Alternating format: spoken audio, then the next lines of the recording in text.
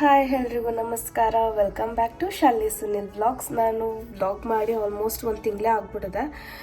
ಮಾಡೇ ಇರಲಿಲ್ಲ. ಇವತ್ತು ಮಾಡ್ತಾ ಇದ್ದೀನಿ. ಯಾಕಂದರೆ ಹಾದ್ವಿಕ್ ಬರ್ಡೇ ವೆಡ್ನಸ್ಡೇ ಇದೆ, ಶಿವರಾತ್ರಿ ಹಬ್ಬದ ದಿನ.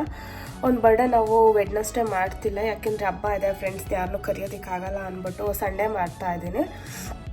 ಈ ಸರಿ 5th ಇಯರ್ ಆಗಿರೋದ್ರಿಂದ ಸ್ವಲ್ಪ ಗ್ರ್ಯಾಂಡಾಗಿ ಮಾಡೋಣ ಅಂದ್ಬಿಟ್ಟು ಸ್ವಲ್ಪ ಚೆನ್ನಾಗಿರೋ ಬಟ್ಟೆ ತೊಗೊಳ್ಳೋಣ ಅಂದ್ಬಿಟ್ಟು ಚಿಕ್ಕಪೇಟೆಗೆ ಹೋಗ್ತಾ ಇದ್ದೀನಿ.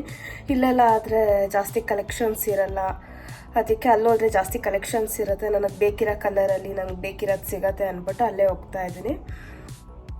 ಈ ವೀಕಲ್ಲೆಲ್ಲ ಇನ್ನು ನಾಳೆ ಆದರೆ ಟ್ಯೂಸ್ಡೇ ಯಾರಿಗೂ ಸಾಮಾನ್ಯವಾಗಿ ಮಕ್ಳಿಗೆ ಬಟ್ಟೆ ತರೋದಿಲ್ಲ. ವೆಡ್ನಸ್ಡೇ ಅವ್ನ ಬರ್ಡೇ ಇದೆ, ಹಬ್ಬನೂ ಇದೆ, ಅದಕ್ಕೆ ಆಚೆ ಹೋಗಲ್ಲ.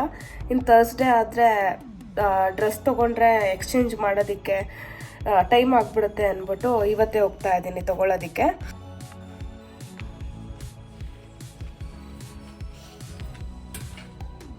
ಇವತ್ತು ನಾನು ನನ್ನ ಗಾಡಿಗೆ ಹೋಗ್ತಾ ಇದ್ದೀನಿ.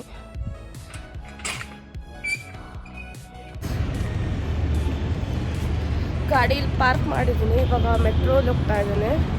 ಚಿಕ್ಕಪೇಟೆ ನಮ್ಮ ಮನೆಗೆ ಸ್ವಲ್ಪ ಹತ್ರ ಆಗುತ್ತೆ, ಡೈರೆಕ್ಟ್ ಮೆಟ್ರೋ ಸಿಗೋದ್ರಿಂದ ಆರಾಮಾಗಿ ಹೋಗ್ಬೋದು.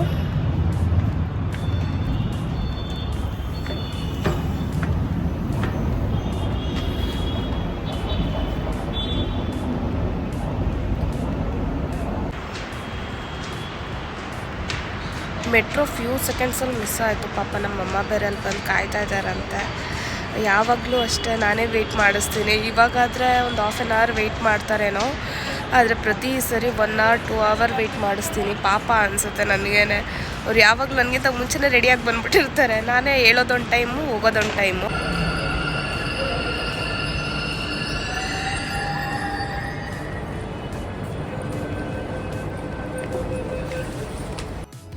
ನಾನು ಹೇಳ್ದಾಗೆ ಸ್ವಲ್ಪ ಸೆಕೆಂಡ್ಸಲ್ಲಿ ನನಗೆ ಮೆಟ್ರೋ ಮಿಸ್ ಆಯಿತು. ಮತ್ತು 7-8 ಮಿನಿಟ್ಸ್ ವೆಯ್ಟ್ ಮಾಡೋ ಥರ ಆಯಿತು ಅಲ್ಲೇ.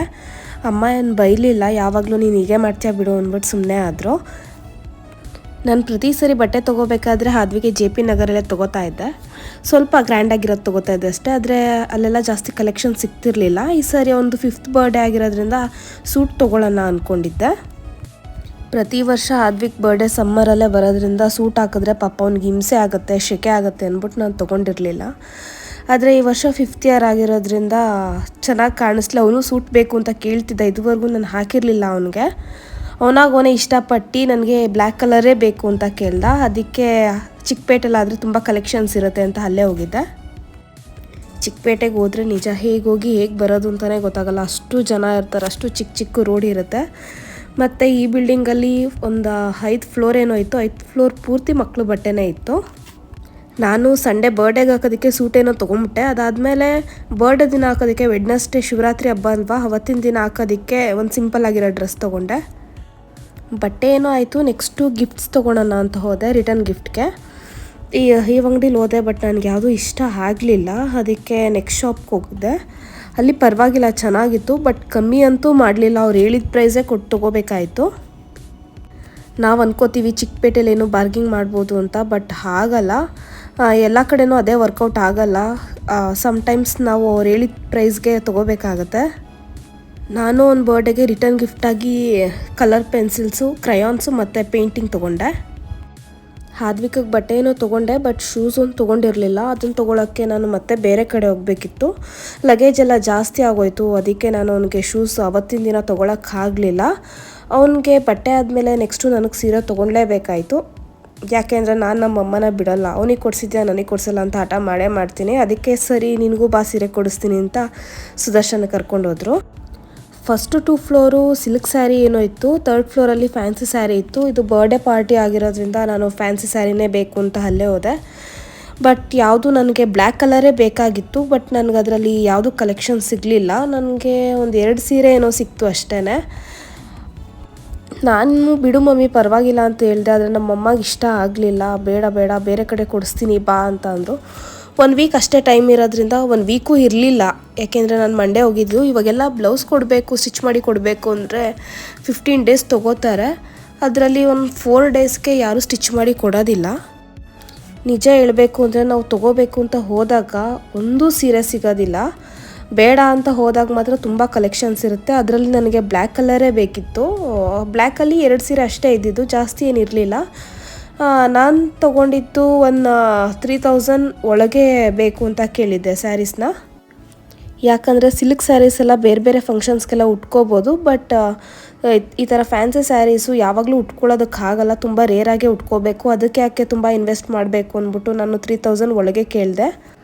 ನಾನು ತೊಗೊಳಕ್ಕೆ ರೆಡಿ ಇದ್ದರೂ ಅಮ್ಮ ಕೊಡ್ಸೋದಕ್ಕೆ ರೆಡಿ ಇರಲಿಲ್ಲ. ಯಾಕೆಂದರೆ ಇಷ್ಟು ಕಮ್ಮಿದು ಬೇಡ, ಚೆನ್ನಾಗಿ ಕಾಣಿಸ್ಬೇಕು, ನೀನು ಜಾಸ್ತಿ ತೊಗೋ, ದುಡ್ಡು ಬಗ್ಗೆ ಯೋಚನೆ ಮಾಡಬೇಡ ಅಂತ ಹೇಳಿದ್ರು. ಅವ್ರು ಕೊಡಿಸ್ತಾರೆ ಅಂದ್ಬಿಟ್ಟು ಜಾಸ್ತಿ ತೊಗೊಳೋದು ನನಗೆ ಯಾಕೋ ಇಷ್ಟ ಆಗಲಿಲ್ಲ. ಅದಕ್ಕೆ ಕಮ್ಮಿದೆ ತೊಗೊಂಡೆ. ನನ್ನ ಸ್ಯಾರಿ ಪ್ರೈಸ್ ಬಂದು 1500 ಆಯಿತು ಅಷ್ಟೇ. ಮತ್ತು ಓಡಾಡಿ ಸುಸ್ತಾಯಿತು ಅಂದ್ಬಿಟ್ಟು ಸುದರ್ಶನ್ ಮೇಲಿರೋ ಫುಡ್ ಕೋರ್ಟ್ಗೆ ಹೋದೆ. ಚೆನ್ನಾಗಿಲ್ಲ,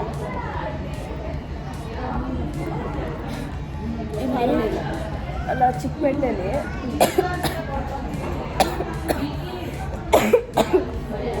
ಇಷ್ಟು ಕುತ್ಕೊಂಡು ತಿನ್ನೋಕ್ಕೆ ಜಾಗ ಸಿಕ್ಕಿದೆಯಲ್ಲ, ಎಲ್ಲ ಕಡೆ ಅದೇ ಪ್ರೈಸಲ್ಲೇ. ಸರಿ 80 ರೂಪೀಸ್ ಅಂದರು ಪ್ರೈಸ್. ಓಕೆ, ಎ ಸಿಲಿ ಕೂತ್ಕೊಂಡು ಆರಾಮಾಗಿ ತಿನ್ಬೋದು. ಆಟೋಮಿಲ್ಲದೈತೆ, ಬೇರೆ ಎತ್ಕೊಂಡು ಓಡಾಡ್ತೀನಿ.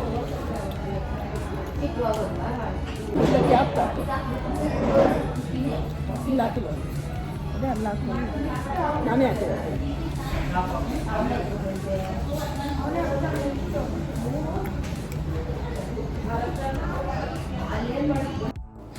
ಸುದರ್ಶನಲ್ಲಿ ನಾನೊಂದು ಸ್ಯಾರಿ ಮತ್ತು ಮಮ್ಮಿ ಒಂದು ಸಿಂಪಲ್ ಸ್ಯಾರಿ ತೊಗೊಂಡ್ರು ಅಷ್ಟೇ. ಆಚೆ ಬರೋಷ್ಟರಲ್ಲಿ 7 o'clock ಆಗಿಬಿಟ್ಟಿತ್ತು. ಇವಾಗ ಮನೆಗೆ ಹೋಗೋದಕ್ಕೂ ಟೈಮ್ ಆಗುತ್ತೆ ಅಂದ್ಬಿಟ್ಟು ಹೊರಟೆ. ರಿಟರ್ನ್ ಗಿಫ್ಟ್ಸ್ ಎಲ್ಲ ಪ್ಯಾಕ್ ಮಾಡಿ ಇಡ್ಸಿದ್ದೆ. ಹೋಗ್ತಾ ತೊಗೊಂಡೋಗೋಣ, ವೆಯ್ಟ್ ಆಗುತ್ತೆ, ಎಲ್ಲ ಕಡೆ ಓಡಾಡೋದಕ್ಕಾಗಲ್ಲ ಅಂದ್ಬಿಟ್ಟು. ಮೆಟ್ರೋನು ಬೇಗ ಸಿಕ್ತು.